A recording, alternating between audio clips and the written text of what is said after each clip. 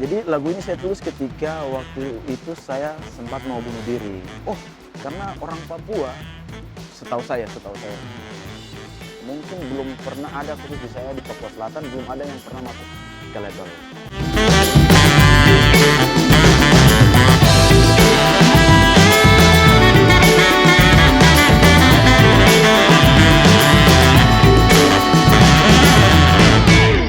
Teman-teman nunggu Sunset Media Indonesia, kali ini kita sudah kedatangan Opi Bad Feni.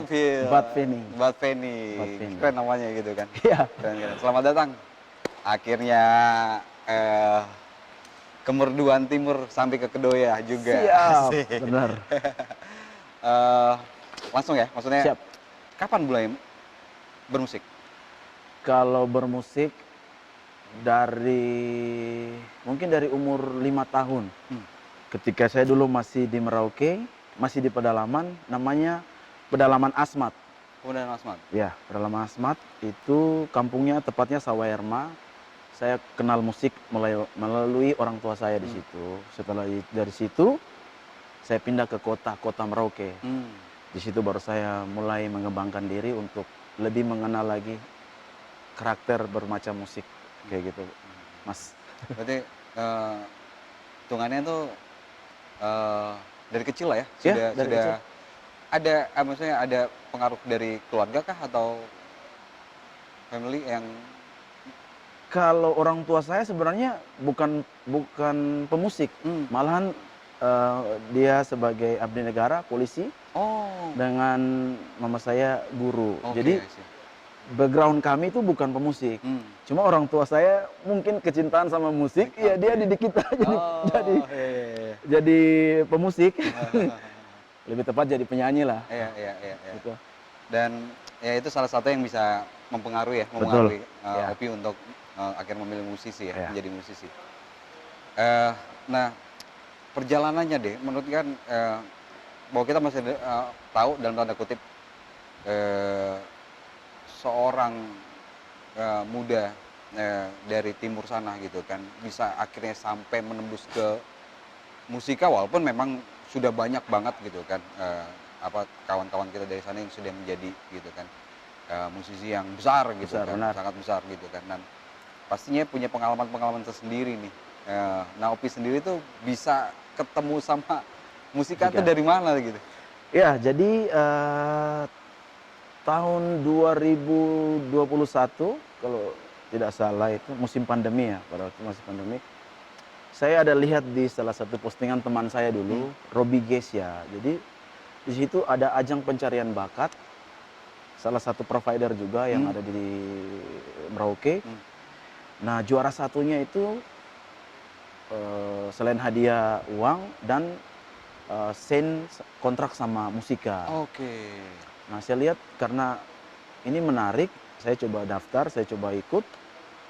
Nah, kita lomba itu cukup lama dari bulan November sampai November 2021 kalau tidak salah, sampai Maret 2022.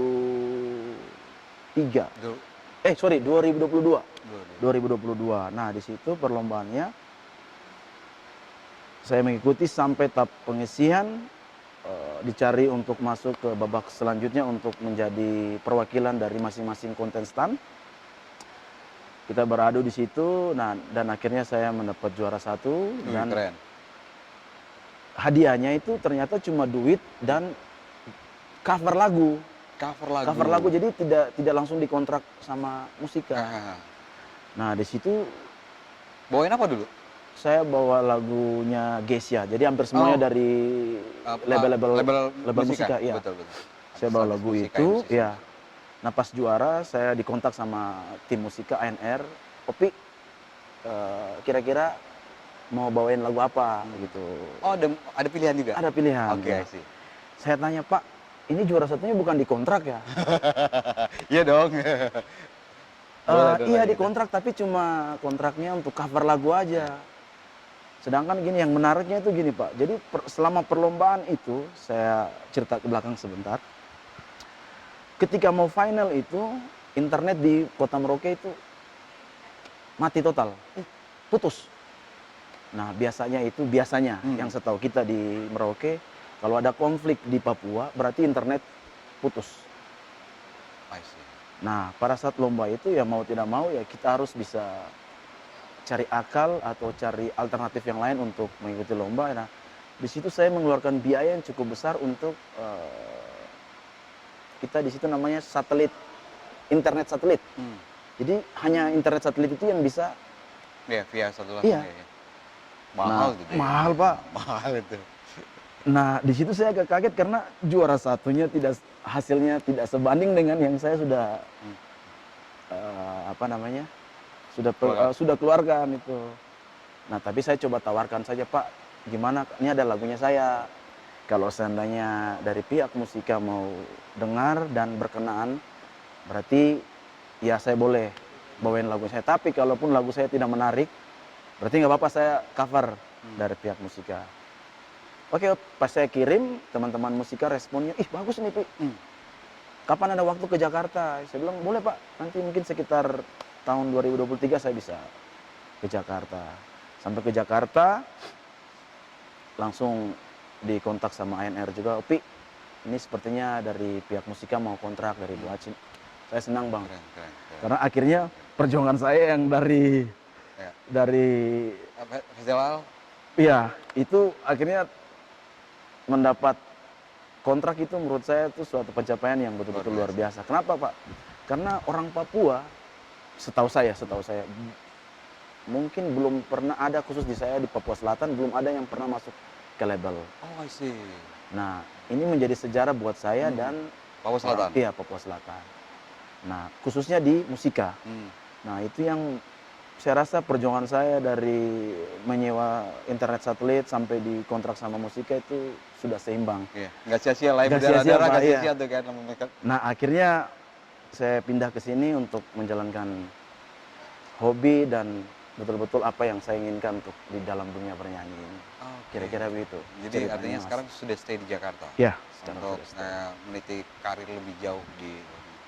Iya. Nah, itu berbicara yang tadi single yang ditawarkan itu adalah yang tajuknya benar. apa namanya? Sakit yang kau beri. Sakit yang kau beri, yang menceritakan tentang 1, 2, 3 gitu kan. Pihak ketiga biasanya sebagai obat nyamuk. Betul. Nggak, sebagai penghancur tuh ya.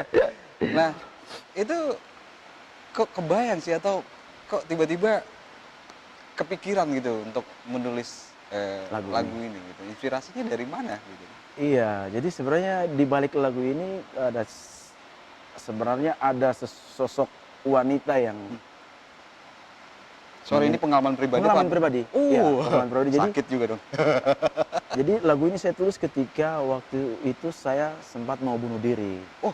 Karena saya tahu bahwa calon tunangan saya atau calon untuk istri, dia sudah sama orang lain. Nah, di situ saya putus asa, saya rasa memang pada saat itu masih bucin ya, Bang. Rasa waduh kayaknya orang yang betul-betul saya cintai, dia sudah sama orang lain. Saya tulislah lagu ini ketika saya mau bunuh diri. Makanya di lirik itu ada banyak sekali cerita tentang saya bersama Tuhan dan ada mengenai janji kita berdua begitu.